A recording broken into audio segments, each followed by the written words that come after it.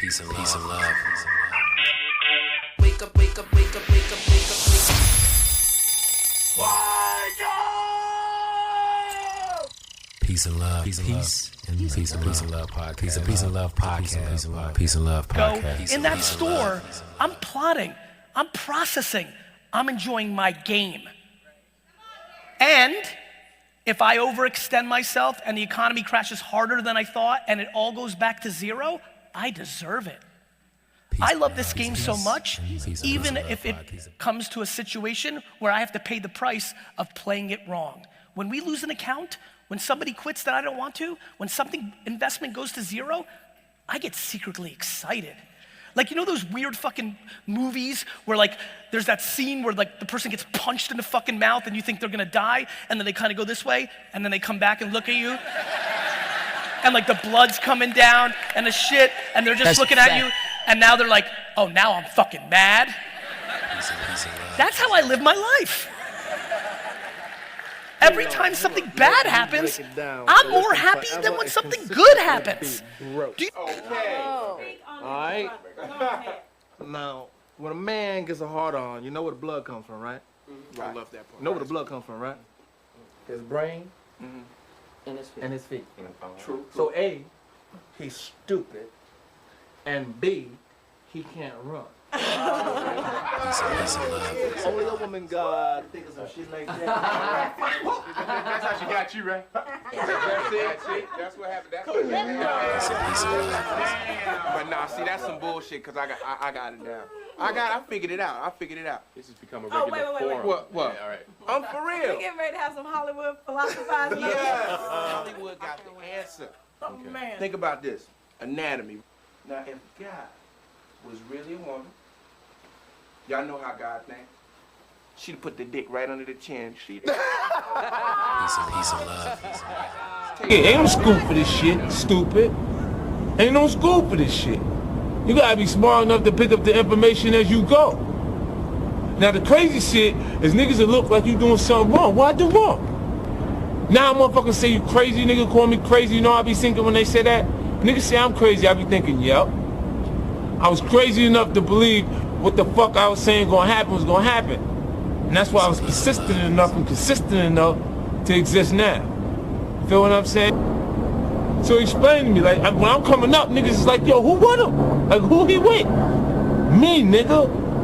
By myself, nigga. I do what the fuck I want to do. You understand what I'm saying? Like, the young niggas love me. They love me. You know why they love me? They think like me. Nigga, we the same. We come up the same corners. We ain't had much. You understand what I'm saying? You just gotta hustle. Nigga, you gotta go hard, man. You see it playing games, man? Niggas got it. I'm gonna get it. Trust me. I'm gonna get mine. I don't know about y'all niggas. You know That's what I'm saying? fact. Niggas on bullshit.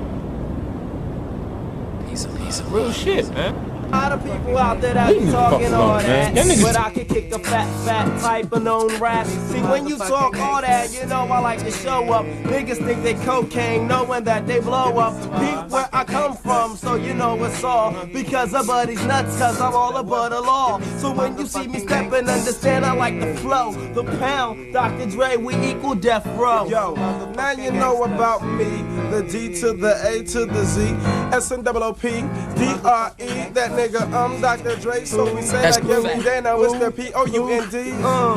Corrupt is the name they call me. I flow with the Snoop Doggy Dogg is the nigga. Bigger ways I start flexing. When niggas start stepping, grip with my tech and Snoop kicking. If you're wicked, now kick it, slick it. Now if them condom hoes, Gucci, won't you lick it? Some motherfuckers like this. I don't eat them hoes cause I'm just so smooth. Break the beat up for me. Motherfucking Dr. Dre is on the piano, Doggy Dogg is on the vocals, and I swing like soprano, ano, and cano. Oh my God, like Ovano. It's Snoop Doggy Dogg, he's on the mic, you understand it, yeah. When I be flowing with the gangster shit. I don't be flowing with the punk ass punk shit. I flow the Rizzios, the Rizzios, boy. I kick him when I step into the house. Peace and love.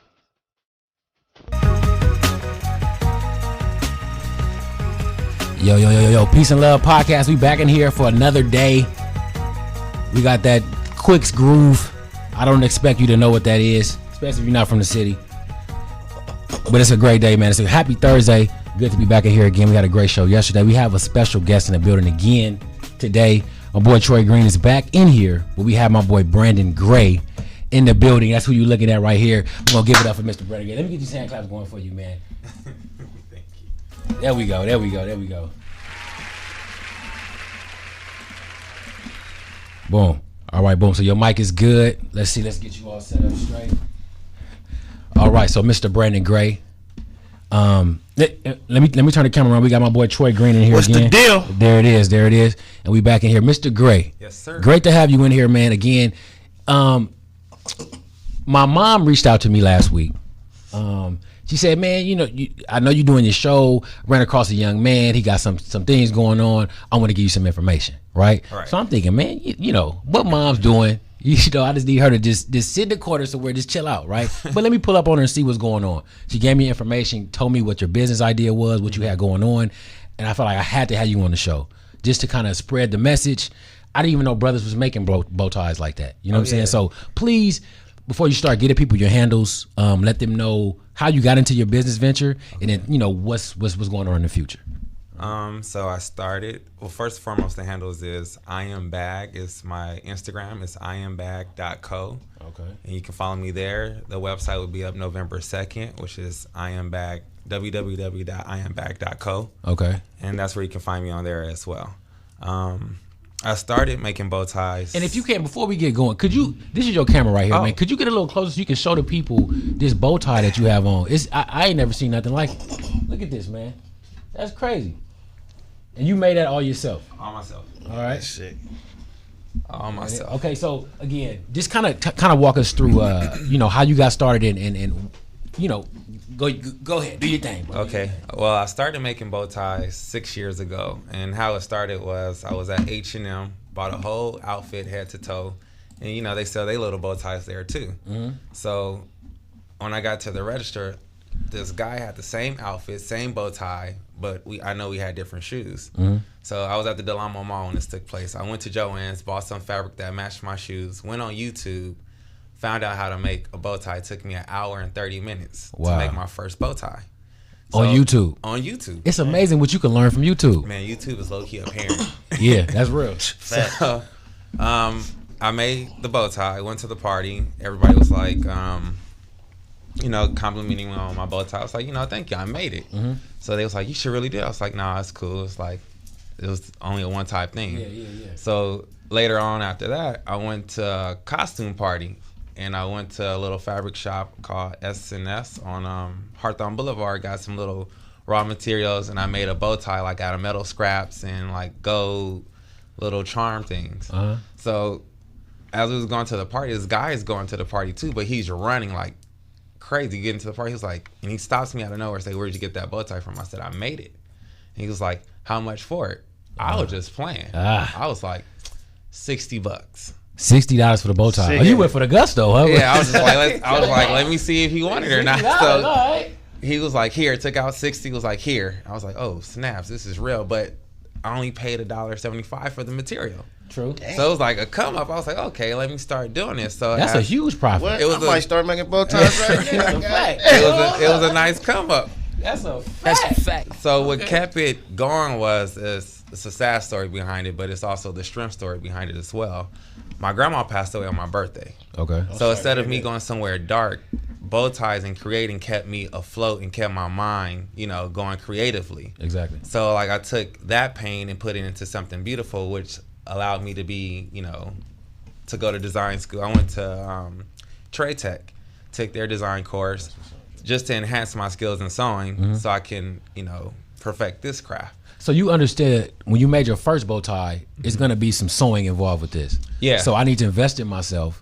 Yeah. Go to school and learn how to actually sew so that I can take my business to the next level. Right. You hear that? He said invest in yourself. Right. So that's exactly what I did. And then as time passed, I started thinking outside the box. Like I know people who make bow ties. There's a few brothers out here actually besides me that make bow ties. Like you have the young man named Mobos.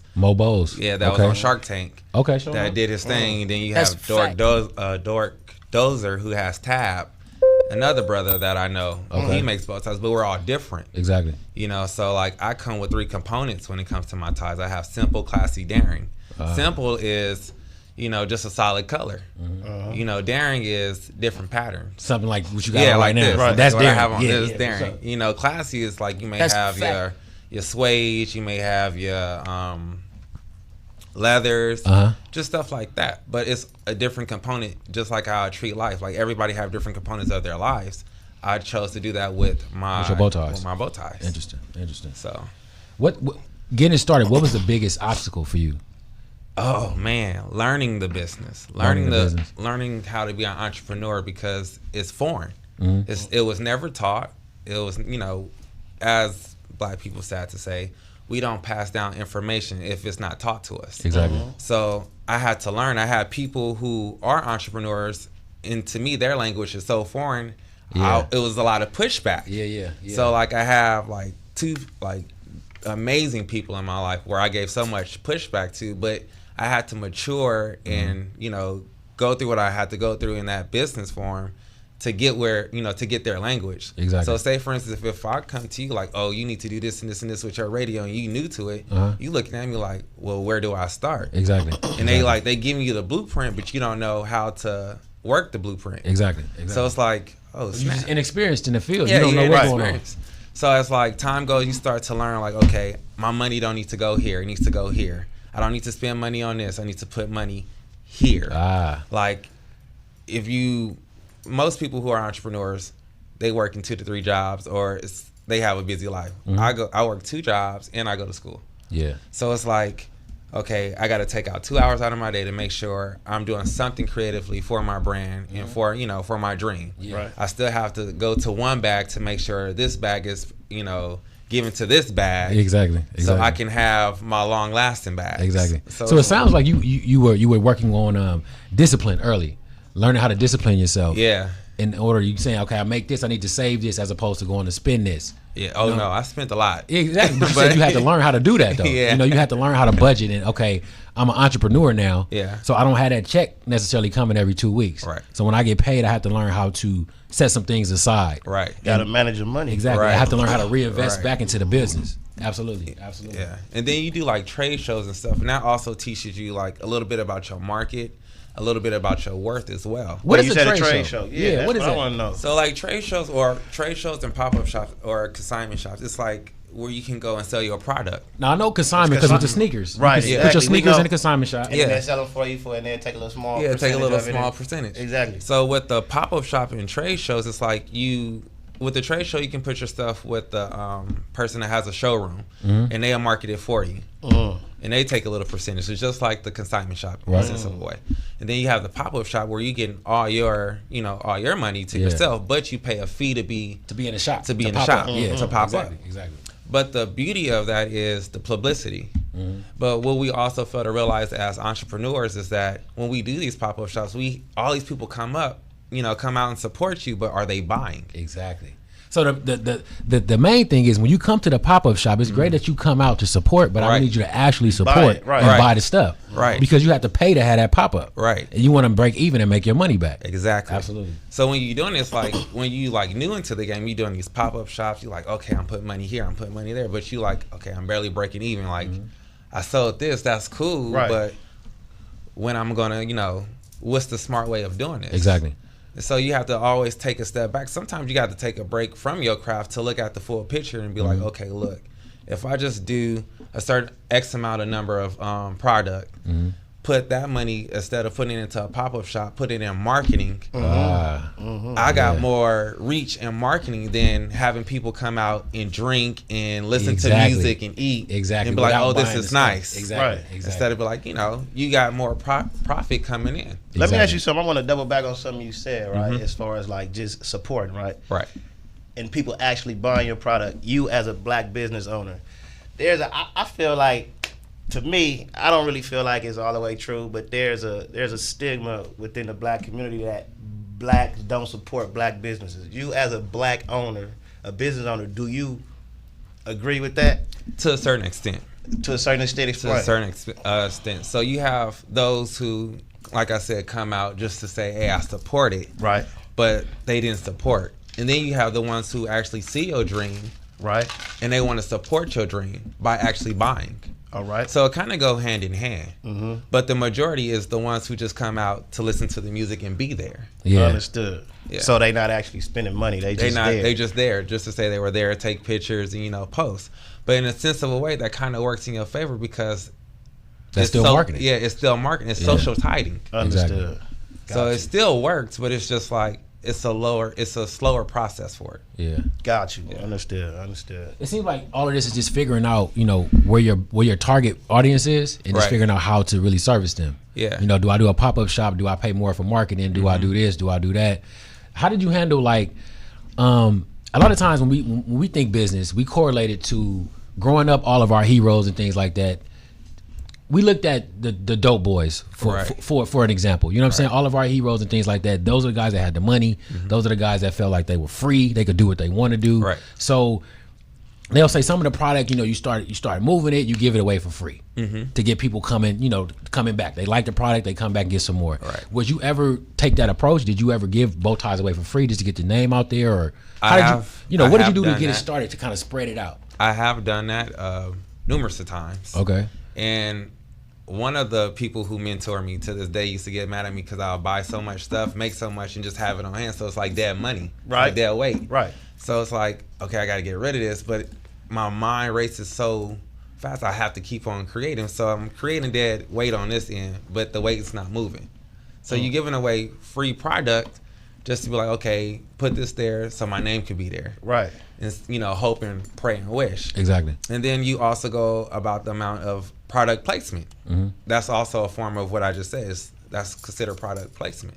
So if you're doing product placement, you have to be strategic about that because you have to put it in the right hands. Exactly. So coming up, like doing this, I didn't know what hands to put it in. And you just think if you put it in this person because they got this name, you have to be careful. Yeah. Because if you put the product in a celebrity hand, but they're not an influencer, it don't mean nothing. It don't mean nothing. Exactly. Right. But if you put it in a person's hands who has this like following that's like, okay, he's the fashion guru. You put it in his hand, he's gonna be like, oh well, Bag got these bow ties. It's this, and the third. Exactly. Go and get it. Exactly. So you have to be careful where your product placement is going. Hey, let me ask you a quick question, man, because that's real creative. I noticed the one you got on, you got an unk on there in the middle, right? Right. Like, so take us back to the early days. Have you always been artistic? Yes. You draw and stuff like that? What? Draw, glue stuff together, paint it. Music makes me create. Okay. So I tell a lot of people that say like, "Are you serious?" But when I listen to music, I see colors.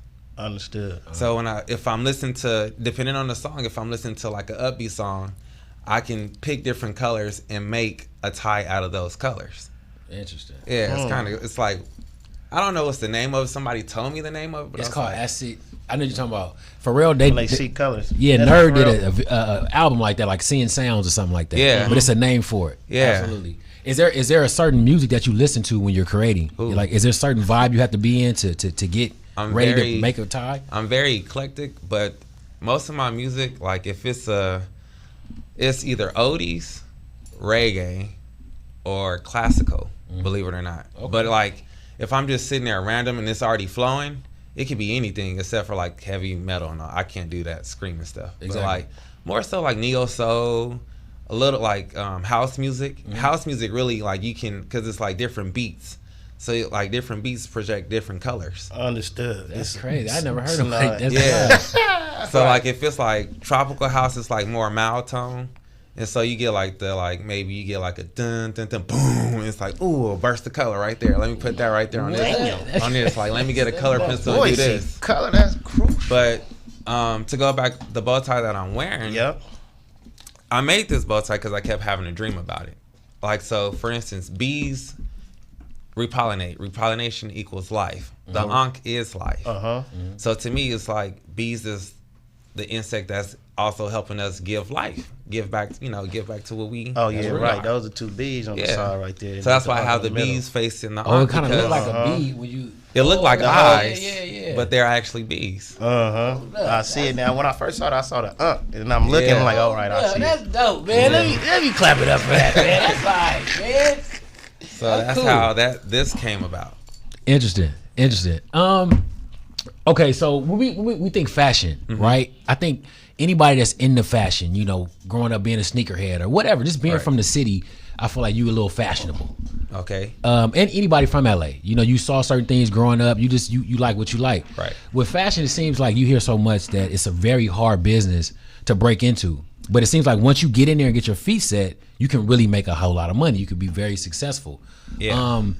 Outside of knowing, you know, where the product goes and the celebrities' hands to put it in and things like that. Ideally, would you want to be inside of a store, you know, or would you want to keep it to where they got to come through you to get the product? I would love to be in a store. Yeah. I would love to be in a store, and I would also want to have my own as well. So, Absolutely. like, you know, dish it out through other companies like Bergdorf Goodman, Saks Fifth Avenue. Then you have Neiman Marcus, like stuff like that. How do you get to that? How do you get your product in stores like that? The buyers. You have to get to the buyers. So you have to have relationships with the buyers. Yes. Okay. So once you get to the buyers and they find that your product is suitable to be, you know, in their company, that's when it takes off. Okay. Interesting. Man, let me ask you, because I'm not going to lie. When I was a kid, bro, I couldn't stand wearing a tie. Oh, it was uncomfortable for me, man. I couldn't do it, man. As soon as I had to, wherever I had to wear a tie to, once I get out of that building, I'm taking that right off. I got to button my shirt and everything. Believe it or not, same did you here. always understood? So you didn't like ties growing up? You know, funny story behind how this is full circle. So growing up, my dad was Muslim. Right. So I went to the mosque. We had to wear bow ties. That was our uniform. I went to the school too. We had to wear bow ties. Interesting. That was our uniform. I hated bow ties. You know, if you leave your bow tie at home, that's a demerit. You about to get a little swat. Yeah. So it's like, dang, you know, I can't live without the bow tie. I got to put the bow tie on. So as I got older, I didn't like bow ties. I didn't like wearing straight ties. Right. I barely like dressing up. But I always had a sense of style because of my dad. Yeah. My dad, like, knew how to dress head to toe. So I yeah, took your after dad, him. you say he was Muslim too, so he was probably in suits and bow ties all the time. My dad dressed amazing. Sharp Like, and tack. Yeah, sharp. Sharp And so as I got older, it was like, okay, you find your way. And then slowly but surely, I start dressing more to fit my personality, not nobody else's personality, my personality. Yeah. So it's like I'll wear stuff from the early 80s or 70s, and people are like, what are you doing? I'm like, no, this is me. This is how I feel. But it takes, believe it or not, it takes courage to wear certain things. I agree. Because certain people will be like, oh, well, that's flamboyant. You be like, look at the Isley Brothers in the 60s. Yeah, they had on halter crazy. tops, Yeah. you know, sequins. Look at Prince. You know, look at Michael Jackson. He had a one piece on and some tights. So pretty with that, much. all right. So look, so since like, cause I just had a conversation with somebody about this the other day, and you know, cause I don't like to be the old head, quote unquote, talk down on how you know the young they dress and everything, right? Yeah. So I'm able to I can look at old pictures and see how the Isley Brothers look, right? They kind of, you know. Yeah. I mean, I'm not finna put that shit on, right? You know. Hell to the no. What you think? Because it's funny how you say everything come full circle. I look at the Isley Brothers, and you look at somebody like a young thug who wears a dress. What you think about that? You know, honestly, when I seen that cover, I was just like, that's a risk. That he took a risk. Right. But if you look at it, he don't care. He don't care. He his own person. At the end of the day, people still supporting him. People may talk about him. Right. But he living in his truth. He in his own skin. He don't care. So it. It's like in the sense of a way, it goes like, it could be two-sided. Like some people be like, well, that's the dumb. He doing that for publicity. But what if that's really him? True. You know what I'm saying? You can't knock him for being him. But then look at the stuff where you see people wearing baggy pants to their ankles. You know, in a sense of way, you got kids nowadays wearing basketball shorts. I mean, we did it too. You wear basketball shorts and then you have a pair of baggy pants and then you have a 3X shirt on when you 5'3". Yeah, we did that. So yeah, like, I was wearing 3X talls and all of that. Yeah, I was 5 flat or something. Why are we over here looking like midgets and dwarfs when, you know, you can wear your actual clothes size and be cool still? Exactly. Right. But it's like some people take it, you know, push the envelope, but that also gives, you know, to the new generation to say, you know, this is me. I don't care. Accept me for who I am. and this is what it's gonna be as long as you respect me. You think he was pushing the envelope on that, or you think he was just? You know, honestly, I think that was all publicity. Okay, got You think that was a stunt? Yeah. Like, I'm gonna have this dress on. People gonna be talking about it. You know, because it worked. obviously you know the people gonna talk about it. You got this big old dress on, and come on, but man. you take Jaden Smith. Jaden Smith came out. He was modeling for the women's. He was modeling who was that? for it. Yeah, exactly. But see, he came out and actually said, "Hey, me and Tyler are dating. That's my boyfriend." So he admitted, okay, I had the dress on because Yeah, but also you have to look at culture wise, like back in the day, ancient times, we wore, men to have pretty much a kilt on. Yeah. And something covering this side. Right. Going across your chest. Did that make them less of a man? They were warriors. Right. That's a fact. Yeah. Out here killing, ruling. So it's like, if I was to come in here with a kilt on and some J's, people gonna be like, bro, why you got a skirt on? But they don't know the history. Like, fashion has so much history behind it. You have to pay attention to it. Understood. And certain things in fashion mean certain statuses as well. Let me ask you this. You into fashion, you might can speak to this a little better than I can. Do you know who brother Cam Newton is? Yes. Cam Newton, it'd be killing me, man, with these outfits that he has on. He don't care. This I love big it. 6'8" football playing guy. He running around with scarves and skirts on and stuff like. My boy come to the game looking like a granny. Yeah, that's crazy. Like, what's going on with him? Not But in your perspective, that's okay. Grandma. Like, he's just expressing himself. It's all good. It's fashion. Yeah. I got you. All right, now we're going to switch gears for a little bit, man. Since we're talking about, I heard you mention that your father kind of instilled fashion in you. Yeah. You were able to see him growing up. He was sharp, and that kind of that lended you to the idea of bow ties and things like that. Right. We're going to switch gears. This is a situation with another father. I'm not sure if you heard about what's going on with T.I and his daughter. Now, this is a conversation that is quite interesting. I've had it with a couple different people. Now, I don't have any kids. I spoke to a couple of brothers that do have daughters and asked them how they felt about the situation. I'm gonna play you this video real quick. We'll come back and talk about it. Okay. The commentary is actually coming from my boy Rollo Boykins out of DC. I went to Howard with him. He's a really up and coming comedian. Okay. I say Rollo was the next Martin. You know what I'm saying? Rollo was really funny. Something's in the water in DC. I don't know what it is, man, but Rollo was really doing his thing. Good. He always gives these commentaries. So we're gonna listen to this, come back and get your opinion on what you think about it. Okay. Check this out. T.I takes his daughter to the gynecologist annually to ensure that she's still a virgin. And to that I'll say, is it intrusive? Yeah, I guess. But you know what? I ain't got no kids. And I know a lot of y'all ain't got no kids. So why is your opinion so damn strong? And honestly, some of y'all ain't gonna find out that your daughter fucking until she come on pregnant. You don't know what type of relationship that man got with his daughter. He could be giving her a stipend for not having sex. A no debt deposit. And honestly, a stipend for simply not having sex sounds lucrative. Some of y'all fucking on the air mattress, I'm sure. Out here slandering Tip, calling Tip sick. He's not sick, he's healthy. And his daughter is healthy too. You wanna know why? Because he takes her to the doctor annually to make sure everything's in order, like an attentive dad would. Some of y'all ain't gonna find out that your daughter fucking until she come on pregnant. All right, so some men say, well, you know what? I've heard men say, I take my daughter to get her pap smear. I want to know if the hymen is broken. I've heard mothers say that. In a lot of situations, mothers and their daughters will go and do those situations. Right. How do you feel about that first? Honestly, wait, do you know what he actually said? That he takes. Because I saw the interview and I watched it again yesterday. He said he takes his daughter down to the doctor. He goes with her.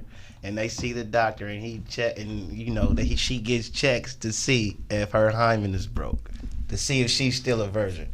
And I believe his daughter is, I think she's like 14. No, she just turned 18. 18? Yeah, she just turned 18. Gotcha. But he said he's been doing it. That's the youngest daughter, right? Not the baby, but the one. No, this daughter is Deja, I think. So, yeah. Okay. So. And he said, and another thing, I watched the interview also. He says that after her birthday. Every time after her birthday, they do the birthday dinner and all that, he'll go to her room and put a sticky note on her door that says, gyno, we going to the gynecologist. After your birthday, you had your fun, you partied. Wow. You finna go to the gynecologist to make sure that you didn't party too hard on your birthday. You know what I'm saying? On one side, that seems a little invasive, but as a father, looking at your daughter, I mean, it could go. First of all, do you have any kids? I don't. Okay. Work with a lot, nieces and nephews, so I can understand to a certain extent why he would go, to those measures of making sure his daughter is good. Because think about it, like a lot of kids don't have that relationship with their father to be comfortable with, like, oh, Dad, I'm out here having sex. That's a fact. Yeah. And then if they out there doing it and something happened, they're gonna be 9 times out of 10 to go tell their parents, like, I got something's wrong. They're gonna go confiding their friends. Exactly. And it can lead to something more detrimental. That's true. So I think what he's doing, it is a bit too much, but it's also for the safety of her and knowing what's going on with her body at the same time. Because blacks, we honestly don't like going to the doctor. It's true, especially as black we don't men, check up as much as we should. We don't go to the doctor till we So dead. like being a young lady, like it's a lot of stuff going around. Like, absolutely. Think about the food we eat. People getting cancer left and right. Like, what if she got something that's along those tissue lines? Not saying how that can happen. And what's crazy on the sidebar? Go ahead. Would it make a difference if it was Tiny taking her to the doctor? If it was the mama?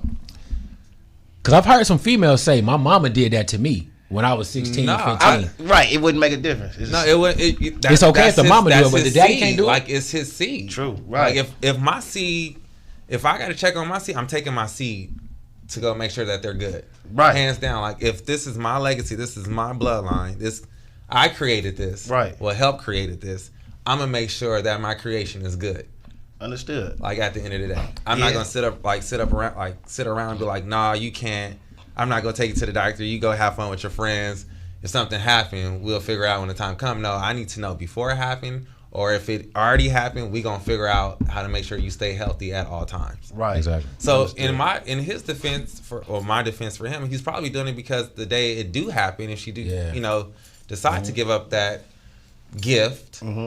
He'd be like, okay, let me educate you on this. Like, let me teach you about this. Okay, this happened. Let me take you to, sex education. She already had a few classes of sex education. We don't know. Right. Yeah, and then on the flip side, too, it could be for her safety, too, as well, bro. Because who knows if it could be a situation to where she didn't actually give her gift up willingly. You know what I'm saying? And things happen, you can't be mad at him for that. Like, it is a bit abrasive, but stuff happens. Yeah, right. It's true. But behind the scenes, I think he's doing a great job as a father. Let me ask you this: if you had a daughter, let's say you in T.I position, you gonna get the bow ties and Bloomingdale's and all of that. It's gonna be cracking, right? You making all this money. You got these beautiful black girls, these little black girls, and what's waiting in the world for these black girls. Right. So you can't help but try to protect them. Right. Do you do that? Do you take your daughter when she gets her yearly checkup to make sure, hey, is a hymen intact, or do you kind of just leave that alone? I would honestly take them. You gonna take them? I would take them. Right. And I would take them with the mom or my mom. Have that comfort level there where it's like it's not too weird, but it's still weird. Yeah. But it's like at least you have your village there to make sure that you're good. I got you. That makes sense. So, what you think? Man, you know what? I'm gonna be honest with you. I'll probably tell.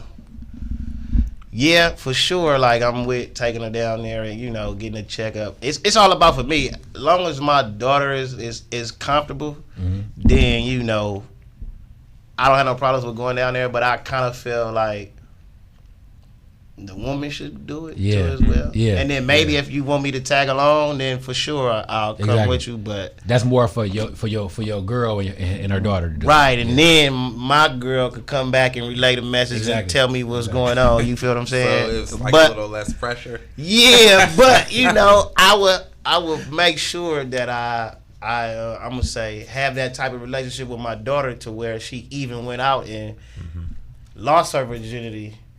She would be, if I asked her, she would just be open to tell me. You know what I'm saying? Exactly. That's how you wouldn't be so like punitive. Yeah, exactly. To a certain extent, but you'd be like, at least she came to me and she confided in me. This is true. You feel me? Longer, because like this, for me growing up with my mama, if I came and told my mama the truth, the punishment wasn't gonna be severe.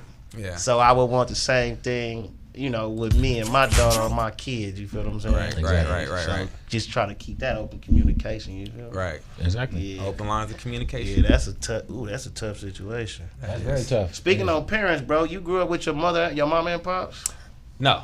So I'm not afraid to say this. My mom and dad split. Yep. Never was married. Yep. Had a stepdad, and then stepdad went on vacation. A lot of black people know what that means. Went on vacation. Yeah. And then I had male role models, which were my track and field coaches. Oh, okay. So when I got to 9th grade, I was blessed to have a coach by the name of Derek Knight, which I looked to like a father figure, and he treated me like that.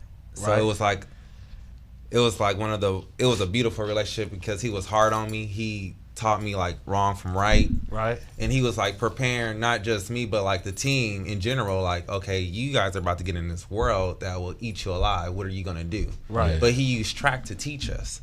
Understood. Now, that didn't click into my mind until later on in life, but I consider him like my father. Got you. So, Understood. So in this lifetime, I'm blessed to have 3 fathers. Oh yeah, shit. Goddamn, you can never have too many. Shit. You ran track, so you was an athlete and an artist. Yeah. Where you ran track at? El Camino. I went to El Camino. I ran at Lusinger. Yeah. And yeah. It's something. Injuries. I understand. What was you running? The 4x1, 4x4, 200 and 400. Oh, you was on a relay. You was on a relay team. Okay. All right. Okay. And then the fact that you brought up coaches, I think all of us, coaches are very pivotal in your life, man. Very. Whether you have your dad in the house or not, I can look back over my life, man, and see coaches, basketball coaches that definitely. Shout out to Chris Francis. That was your coach too, what man. Up, Chris? Yeah. Man, Chris Francis, man. In high school, we couldn't understand it. Hella shit. Man, Chris would come to the crib, man. Chris would come to the classroom, everything, man. But I'm talking about the bonds that we made in high school under that coach. I'm still cool with all of them, man. Half of them teams, you know what I'm saying? Right. All of them cats from King Drew, man. So them coaches are very pivotal in your life. Very. And a lot of times, young men need older men to kind of pull them to the side sometime and say, hey, man, this ain't right. This is what you need to do. Right. This leads me to my next thing. We're going to take another turn. Okay. You grew up here. Yes. You said you grew up in the city. We both grew up in the city. We're both familiar with just the politics of LA. Right. And a lot of times things happen and they transpire and they compound and get bigger issues when, like you said, one of the bigger homies can just put you to the side and say, hey, man, you don't need to do this. Right. You're doing this the wrong way. This is how you need to do it. Right. And it lends itself to accountability. Yeah. Right. I found a clip online. We've seen what's been happening after the death of Brother Nipsey Hussle. I know we talked about that yesterday, but it's still something very pertinent in the city. Yeah. We're seeing a lot of the gang truths and things like that. I heard the F-13s and the East Coast Crips are coming together. I heard the A-Trays and the 60s ain't beefing no more. You know, it kind of go both ways. You know what I'm saying? But nice. I heard things are coming together. This is a clip of a famous Crip, if you will, Brother Cowboy. He pulled one of the young rolling 60s to the side and kind of schooled him a little bit. And you don't necessarily see this side of the streets. But I feel like it was a very teachable moment. And like I said, man, a lot of times now we're in those positions. We're old enough to pull young men to the side and say, hey, man, straighten up. Or, you know what I'm saying? Get yourself together. You're not doing this right. Right. We can kind of save them from the pitfalls that we kind of been through. So I'm going to play this clip. And I want to know what you think about that. Okay. Coming back. Check this out. So now you got put on the hood. So now we in the community, we all live here. So what's that right there, cuz? Explain to me what that is. In our community, what that is right there.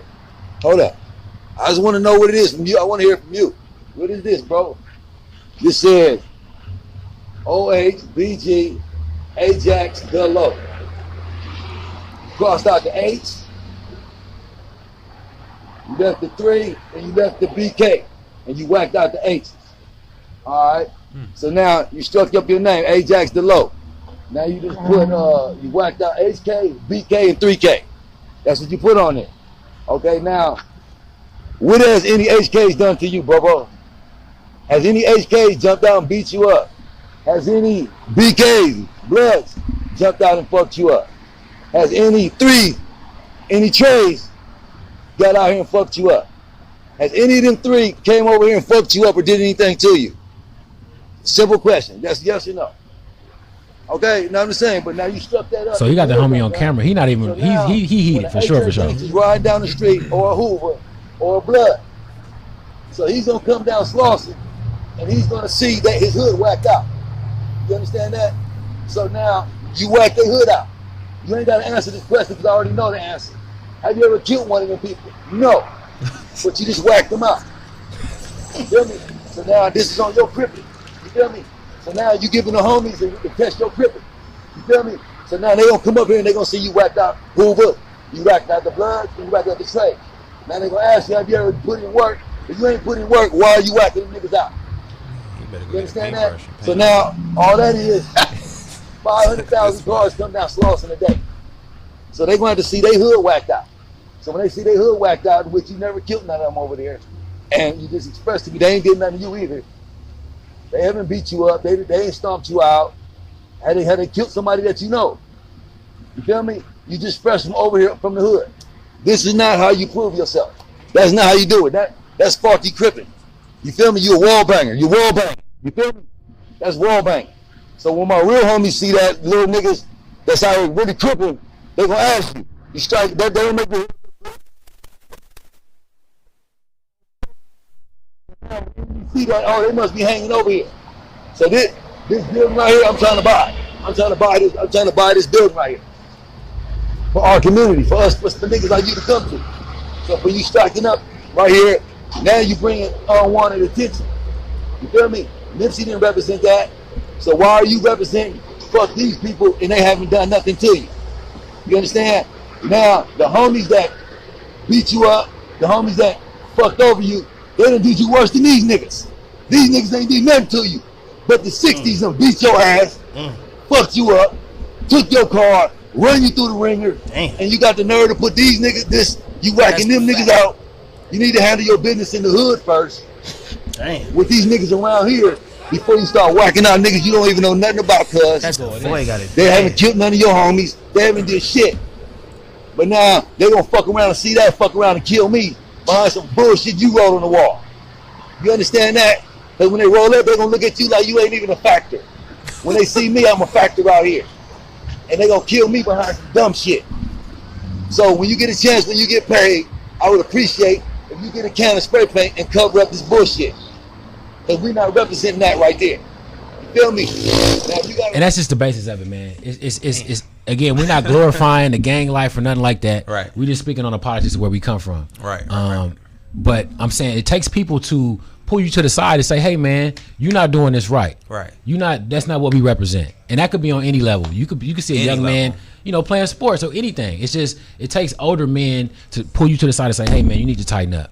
You're not doing this right. And again, I'm not glorifying the streets of gang banging, but that was just a teachable moment. You know what I'm saying? That is. I mean, we see that, it's, we, how can I put this without making it seem bad?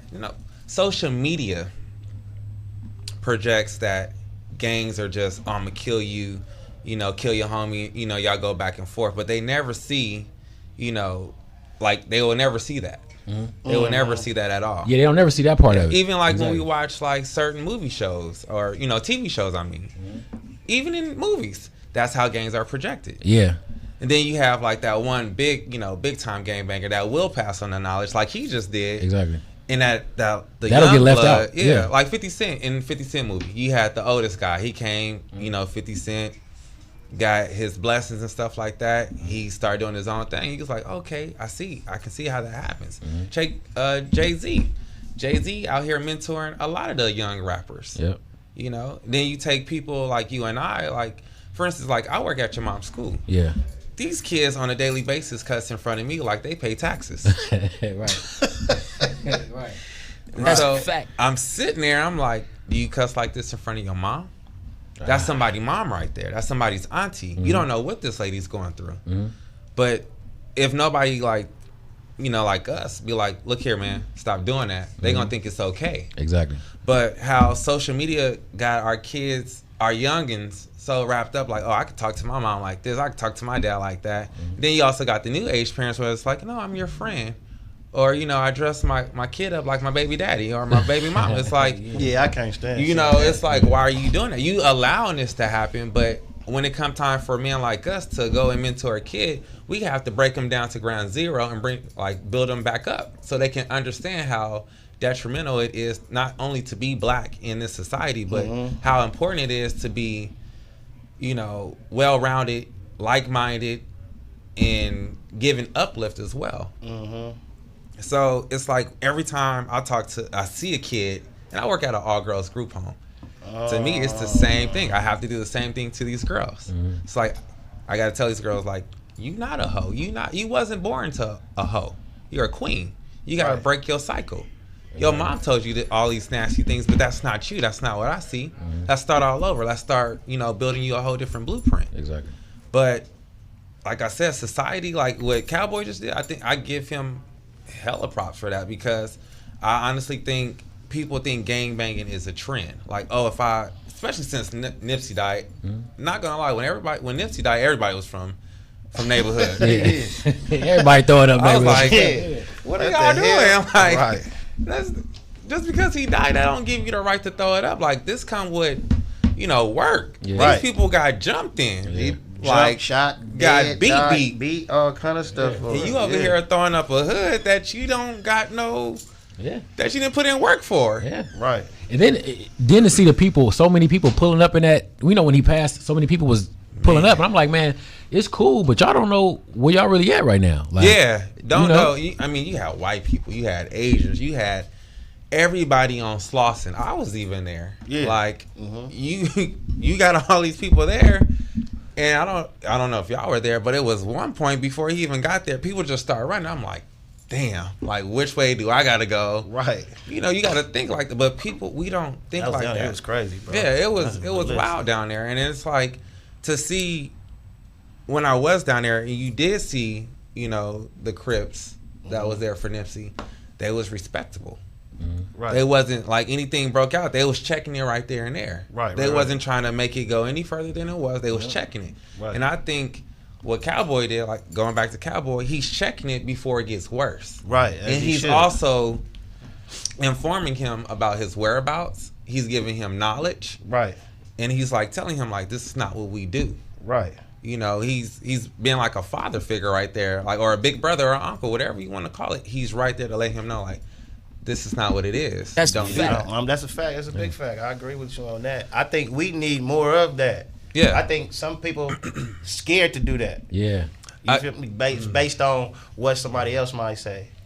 Some people do stuff and they know they'll watch something and they know it's not right, and you know what the next person is doing is not right. Yeah. But they won't say nothing because, you know, whatever perception they think somebody else, you know, may have.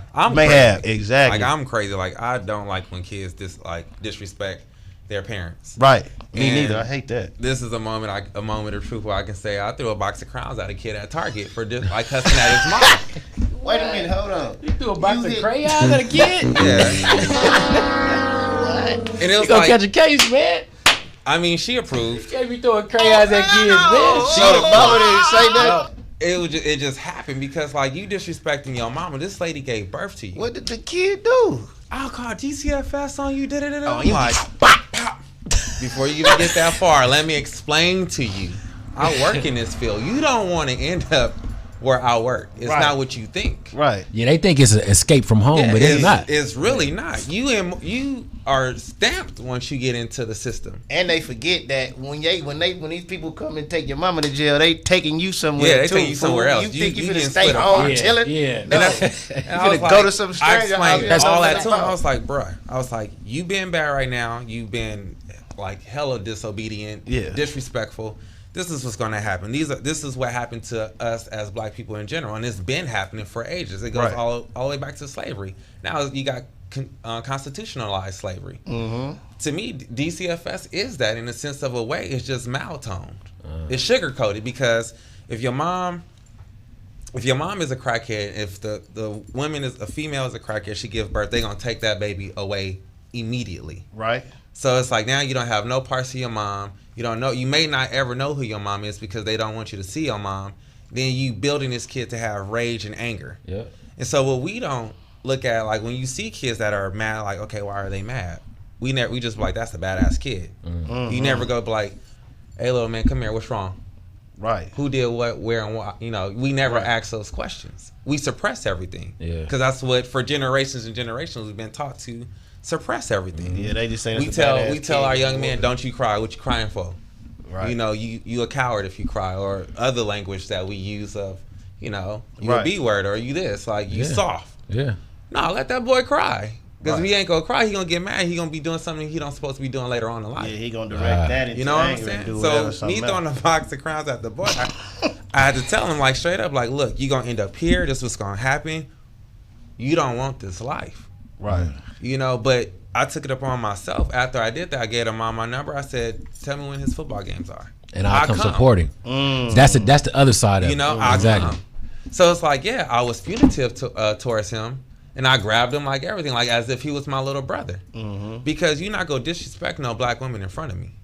And that's what we all got to get to. We have to know do that people can't disrespect our women. Nah. I'm talking about the police. I'm talking about.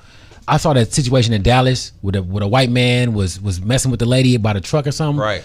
We got people need to be afraid to look at our women. They need to know that if they mess with any of our women, they're gonna have to deal with the black man. Right. And they don't want that. But we also got to do it too. That's true, bro. Because I'm gonna be honest, man. Because, like, man, I feel like. Well, I'll ask this: do you feel like the music now, rap music, plays a part in? Yes. That whole the black man protecting or looking or just basically looking like the black woman ain't shit, pretty much. Yeah. I think now in music, black women are used as objects. Right. You know, like, oh, well, Keisha got a, big ass. She got big lips, brown eyes. Like, you're like, damn, Keisha, I need Keisha. Like, where's Keisha at? Keisha do sound good. Right, But think about it, like, that was kind of like 90s rap. Now you're like, okay, Keisha on her knees doing this and this. You're like, whoa, Keisha, how did you get from just a description to like you actually doing this? And they telling you what they doing. Like 90s rap, they had described the woman. Like, Keisha had. Unless she was too short, he was, you feel me? Yeah, he was raw doggy with it. Or sugar free. Right, exactly. One of the two, yeah. Two of my favorite people. But Snoop was coming with it. Snoop was raw too, bro. Yeah. Bitches ain't shit but hoes and tricks. Yeah. Come on, man. Yeah. I mean, ain't no fun. Yeah, that's we grew up on that. That's crazy. Luke. Yeah. Right. But it's not.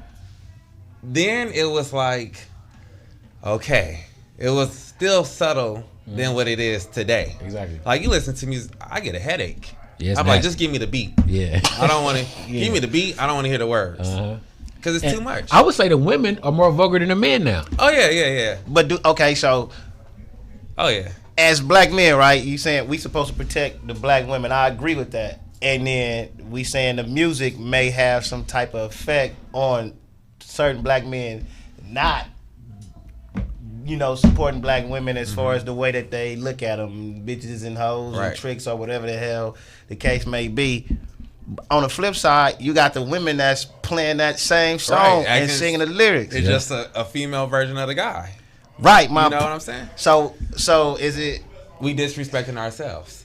Understood. They're counteracting each other. Understood. But where's the happy medium? Like, that's like Cardi B. Cardi B can go online, talk about, she can rap all about this and then flip it. Well, I love my man. I do this. He's like, well, hold up. In your song, track 4, verse this, you just said this. Exactly. But and I go back and say something. It's like, wait, what? Yeah, I see. Because even too, like, bro, in today's time, man, it's a little confusing, right? Because I look at it like, even I done seen girls on social media, they'll have a boyfriend and then they'll be posting naked pictures. Yeah, crazy. So it's almost like, crazy. How do we determine what the line of respect is? Yeah, where's the boundaries at? Yeah, it is a boundary level, and I also think it's a substance level too. Like, I think not substance. I think it's a worth level. Like, I think people are starting to do things more for attention and likes more than, and they're selling themselves to that, and they're losing themselves in that they forget, who they are. So when they're doing this, it's like they're casting this new name on them. Like that's you a just whole said. different show, man. We talk about these likes and what that. Yeah, it's that's deep. dangerous. That's a dangerous. That's a whole Very nother dangerous. realm. It's a whole bunch of prostitutes walking around. That's what I'm just gonna say. If you sell it online, you selling all pussy that. online, you a prostitute. Big Man. facts. All that, yeah. If you online naked and you doing it for likes or you selling, You're You marketing. a prostitute. tell me you a marketing. prostitute. That's a fact. Right. Okay, but you had a bow tie with you today. Yeah. And I don't traditionally wear bow ties, Mm-hmm. but I want to see what you brought to the Peace and Love podcast. Oh. You had it wrapped up. I want to show the people this. I don't even know how to wear a bow tie. Oh, these are easy. They're pre-tied, so you just adjust it. Okay. So the adjustable is on this side, like right here, and you That's just pull dope. it to fit That's your neck. gold. Yeah. So what series would that be? Would that be the Daring series for This the bow would tie? be classy, actually. Classy. Okay. Yeah. Okay. Because it's And where still would a you solid. wear? And what type of events would you wear something like that to? You know, Let me show the people on the camera. There you go. that's like a formal event. Like you wear that to a wedding. Yep. You can wear that to homecoming, prom. Right. But also, you don't. People you fail to hand- realize. Yeah, I hand make those. And what people fail to realize when you dress up and you like wear both, like pretty much I'm both. I'm casual and I'm dressed up right now. It's how you make it fit for yourself. Right. So like sometimes I wear a Letterman jacket, a button up, some jeans, some J's, and a grandpa hat, and they be like, "You got on a bow tie? Like how? Why did you?" Looking confused? Yeah, but it goes. Right. Like right. it goes. Like your bow tie matching your J's. Like, Understood. Like wait, what? J's and bow ties. But to me, like I think fashion for people of color in general, it's a stereotype thing. So if you dress the part and you look the part, it can set you aside from certain stereotypes. To me, my opinion. But if you look too much the part, they might You say, gonna fall they into the stereotype. Yeah. They gonna be like, oh, Yeah. they gonna say you gay because you dress a certain type of way. Right. Exactly. Right. Exactly. So it's tricky because, like I said, I wore a kilt, some like leggings, some boots, jeans. People like, bro, you wearing a skirt? I'm like, bro, it's a kilt. Go do your research to know what the kilt represents. Would you? Let me ask you. The day you wore a kilt, was it to an event or was it just an average day? It was at an event. Okay, understood. Yeah, it was at an event. Would you have put on a kilt on a regular day? Yeah. Okay, Yeah. got you. Yeah, I do. Yeah. Right, Yeah. you did say you did take courage. I like patterns. Like I would wear kilts, but they're not like flowing kilts. It's like, oh no, okay, I see what he did right there. I get it. Understood. Got you. They can look at when I bless them with the knowledge of where it came from, and they look at it like, okay, I see what you did right here. Got you. I get you. My bad, bro. But I can't do that. But you can. More respect to you. Like that's what I get all the time. I got that. Understood. All right, man. Well, I feel like you introduced a topic, and I think we're gonna get into that very soon, man. The social media and the effects it's having on our women and our men. I don't want to put And it all our on the women kids. and our kids. You know what I'm saying? And our mamas and our daddies. Yeah, you know what I'm The talking whole world. about? You feel me? But Looking at Pastor Wilson. hey, shout out to Pastor Wilson, man. I gotta get some air on Pastor Wilson. The foolie. That's a fact. I like Pastor Wilson, man. For sure. Pastor Wilson. Man, but just in closing, man, thank you again for coming. Anytime for you having wanna, come back, man, we're gonna scale up. It's man. moving. Anytime you got a new drop, please let us know. Man, I'm gonna be Always wearing down. that joint. Always Anything down. you wanna leave the people with, man, please let them know your handles again and how they can find your product and everything like that. Yeah, again, the Instagram is iambag.co. My name is Brandon Alexander Gray. The company name is Bag. It's after my initials. And the website drops November 2nd, and you can find that. It's www.iambag.co. That's a fact. Iambag.co. Can you spell it out for the ones that's a little slow? Yes. IAMBAG.co. And that's the Instagram you said at iambag.co. Yes. All right, for sure. As well as the website, and that drops November 2nd. Okay, for sure, man. For sure. Well, thank you again for coming, bro. Thank you It's for been having great, man. You want to leave the people with something, bro? Oh, yeah, man. Y'all know where to follow me at, man. IG, Slap It or Trash It. It's spelled exactly how it's supposed to be spelled, the proper way. IG, Slap It or Trash It. Follow up, bro. All right, man. Well, till tomorrow, man. Y'all been good. Y'all take it easy. Get y'all some bow ties. Again, man, all the black men, we got to start living a certain life of accountability. Yes. If we see some young man doing wrong or something like that, man, pull them to the side, tell them to tighten up. You feel me? And our women need to do that too. So and support black businesses. Yeah, man, we gotta support black business. Can all I leave that. somebody Man, go do your thing. Look, when you say support black businesses, some black businesses are expensive, but it's a worth behind it. Support it regardless, not just because it's your friend. Support them, support their endeavor, support their dreams. Like, give wholehearted support at all times. Y'all spending $200 on Nikes and $400-500 Gucci's and red Gucci, bottles Gucci and all of that. Blackface on stuff. Exactly. So come on, man. That's a fact. So it's a lot of us out there. A lot of people got apparel. It's a lot of black designers, artists. Support your black people. Build it up again. You heard that? Support your black people, man. I wish you nothing but the best, bro. Thank you, man. Not a Appreciate problem. it. Yeah, man. Thank you for coming through again, man. It's Peace and Love Podcast. Y'all take it easy. That's it. My hard hip house, the bar with cream. You know exactly what this is about. Fuck y'all mean. Handling sense of team, like LeBron or Sebastian. High school graduates, straight to the league. I ain't waiting for my knee to blow. Yesterday I was needing. Wake up, wake up, wake up, wake up, wake up, wake up.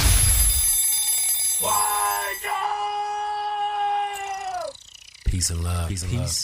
Peace and love podcast. Peace and love podcast. Peace and love podcast. Peace and love.